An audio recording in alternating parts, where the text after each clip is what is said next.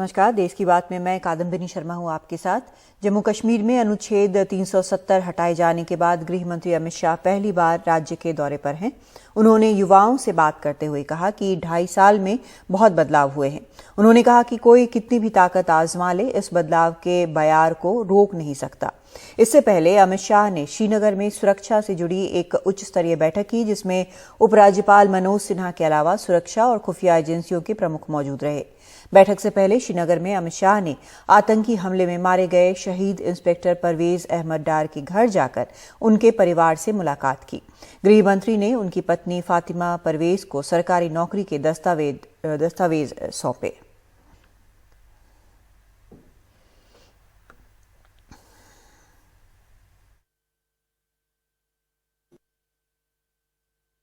कि 2.5 साल पहले जिस कश्मीर से पथराव के समाचार आते थे, टेररिज्म के समाचार आते थे, हिंसा के समाचार आते थे, आज वही कश्मीर में वही कश्मीर का युवा, वही जम्मू का युवा विकास की बात कर रहा है, स्किल अपग्रेडेशन की बात कर रहा है, रोजगारी की बात कर रहा है, अपने पढ़ने के लिए जो वजीफा मिला है इसकी बात कर रहा है।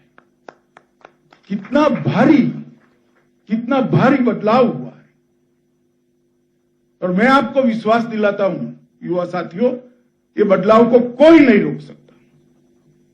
कोई कितनी भी ताकत आजमा ले, ये बदलाव के बयार को अब कोई रोक नहीं सकता। ये आगे बढ़ने वाली है और कश्मीर में एक नए युग की शुरुआत हो।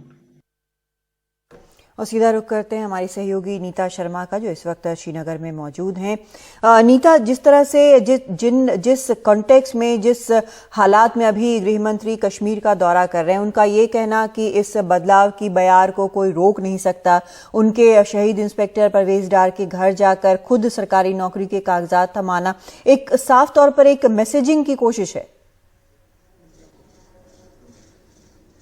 बिल्कुल कादम्बिनी, जो यूथ है उसे इंगेज करने की कोशिश की जा रही है। इसलिए बेशक से उनकी ये जो स्पीच उन्होंने यूथ के लोगों को दी, यंगस्टर्स को दी, वो बेशक से पॉलिटिकल थी, क्योंकि वो बार बार 3 परिवारों का जिक्र भी कर रहे थे कि जिन्होंने इतने साल यहाँ पे राज किया, लेकिन जो आतंक था वो यहाँ पर थमा नहीं। उन्होंने फिगर्स भी दिए कि पहले कितनी किलिंग्स होती थी और 2014 से अब तक जो औसतन है वो 30 किलिंग्स होती हैं। तो उन्होंने फिगर्स से जस्टिफाई करने की कोशिश की और पॉलिटिकली अपनी स्पीच में कई पॉलिटिकल मैसेजेस भी दिए। लेकिन जहां तक बदलाव का सवाल है, अगर फिगर्स की हम बात करें तो जो गवर्नमेंट ऑफ इंडिया का डेटा है उससे साफ दिख रहा है कि जो स्टोन पेल्टिंग की पहले 611 2019 में केसेस आए थे, 68 2020 में आए थे, इस साल 32 आए हैं।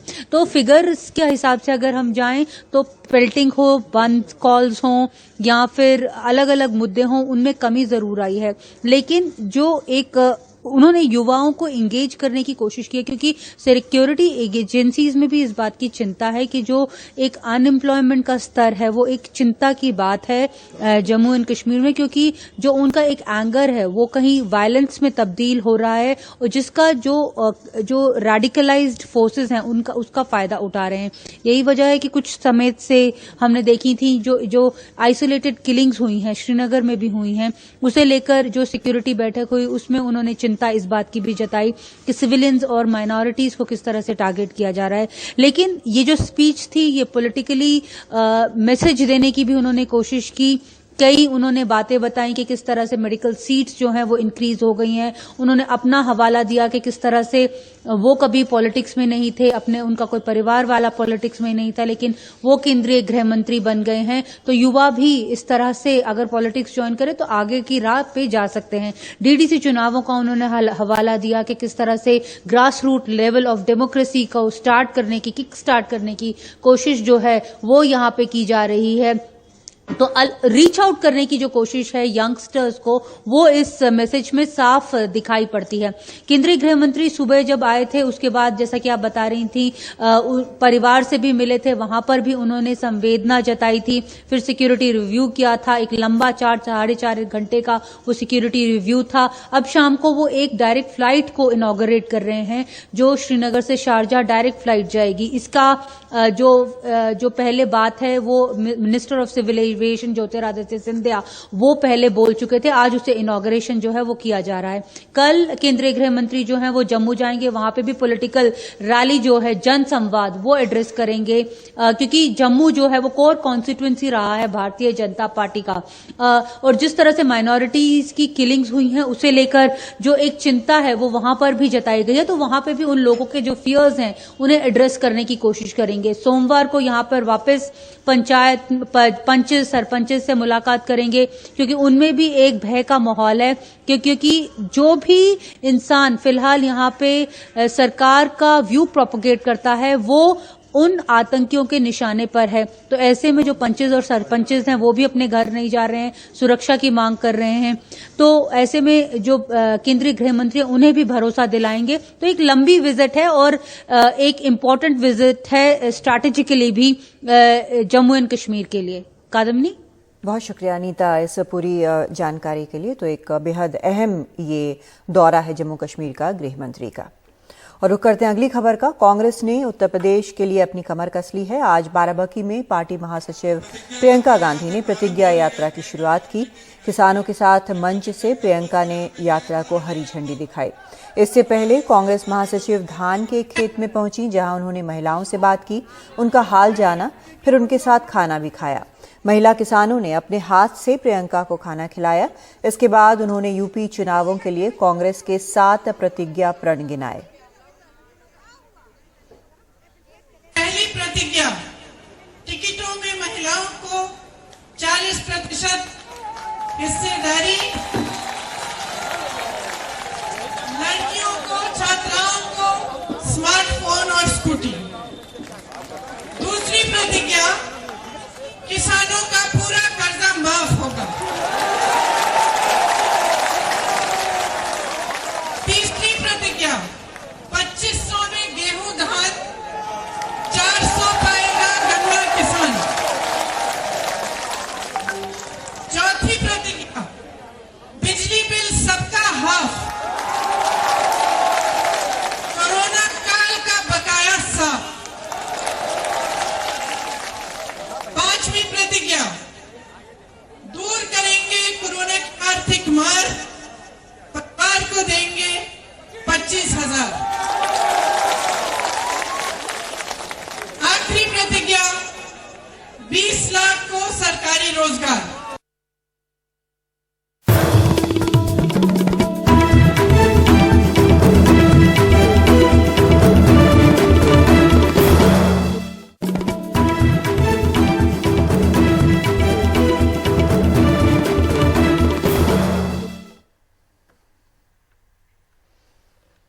सुप्रीम कोर्ट के फैसले से सेना की 39 महिला अफसरों को बड़ी जीत हुई है।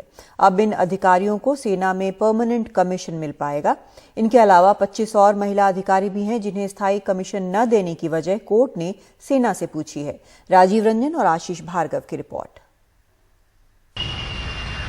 देश की सबसे बड़ी अदालत से सेना की 39 महिलाओं को बड़ी राहत मिली।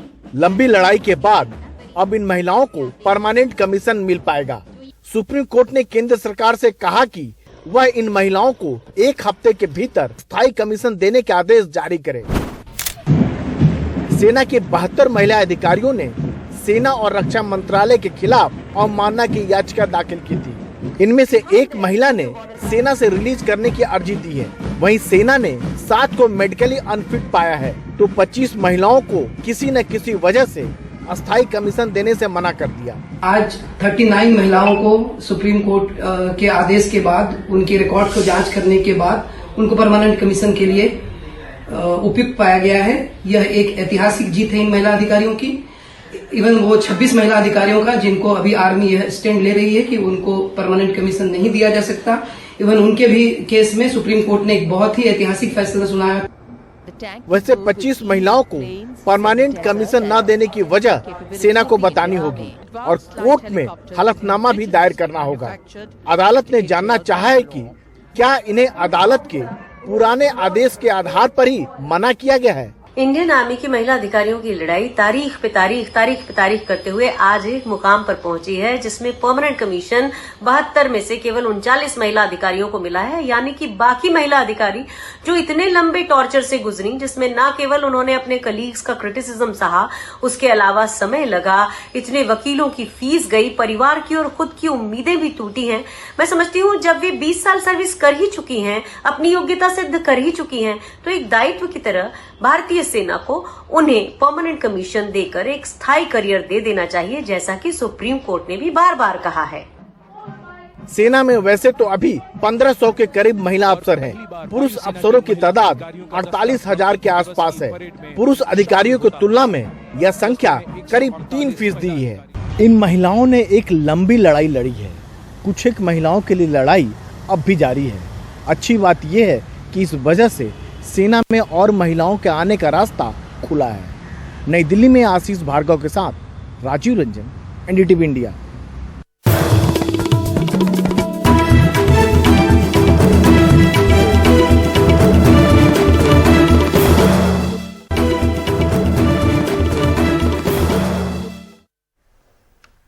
तीन साल पहले एनआईए ने दावा किया था हरियाणा के पलवल में एक मस्जिद टेरर फंडिंग से बनाई जा रही है और इसका पैसा सीधे पाकिस्तान से आ रहा है।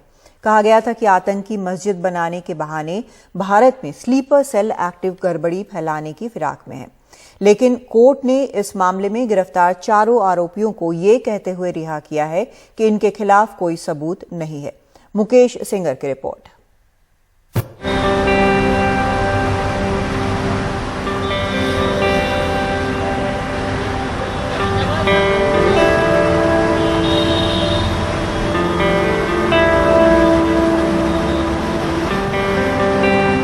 3 साल जेल में रहने के बाद जब 42 साल के मोहम्मद हुसैन मोलानी रोहिणी जेल से बाहर आए तो उनके घर वालों की खुशी देखते ही बन रही थी।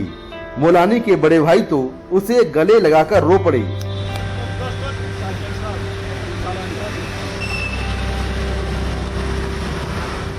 मोलानी को एनआईए ने जयपुर एयरपोर्ट से 21 जनवरी 2019 को गिरफ्तार किया था, जब वो दुबई से लौट रहे थे।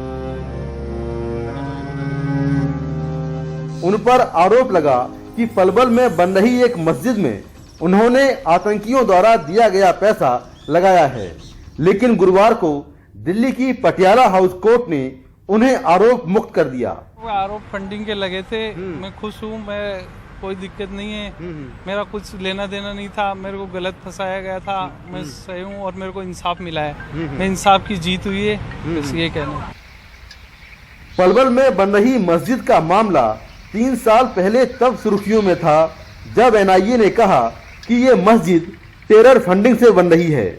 आतंकी इसके जरिए स्लीपर सेल एक्टिव कर देश में गड़बड़ी फैलाने की फिराक में हैं। एनआईए ने इस मामले में मोहम्मद सलमान, मोहम्मद सलीम, आरिफ गुलाम बशीर और मोहम्मद हुसैन मुलानी को गिरफ्तार किया था।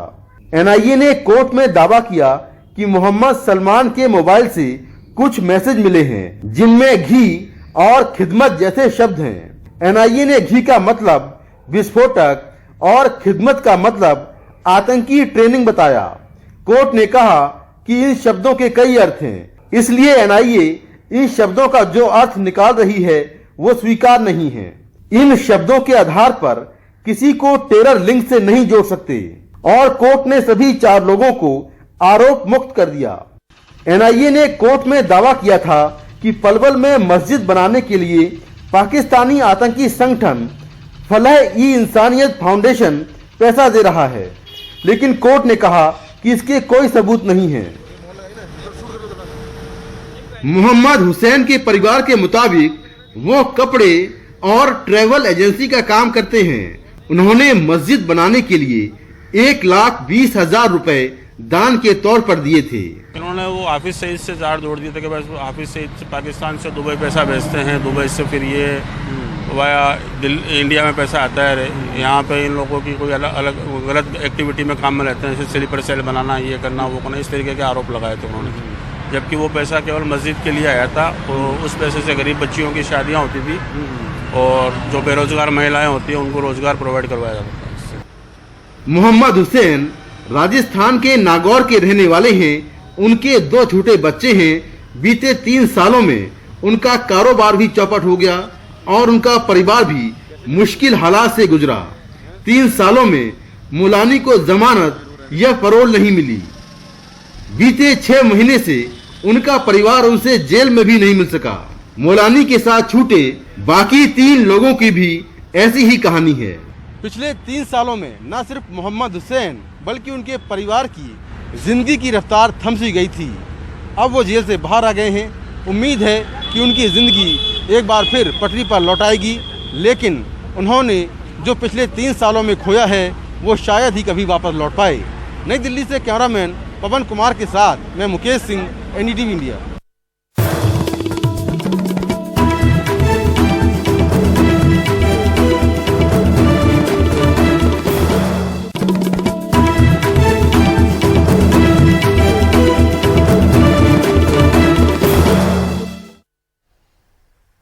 दिल्ली के मुख्यमंत्री अरविंद केजरीवाल महर्षि वाल्मीकि प्रकटोत्सव में पहुंचे। त्यागराज स्टेडियम में हुए कार्यक्रम में आम आदमी पार्टी के कई नेता और कार्यकर्ता भी मौजूद थे।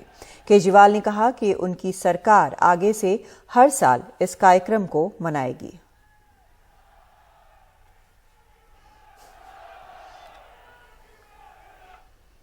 आप बने रहे हमारे साथ, खबरों का सिलसिला जारी है।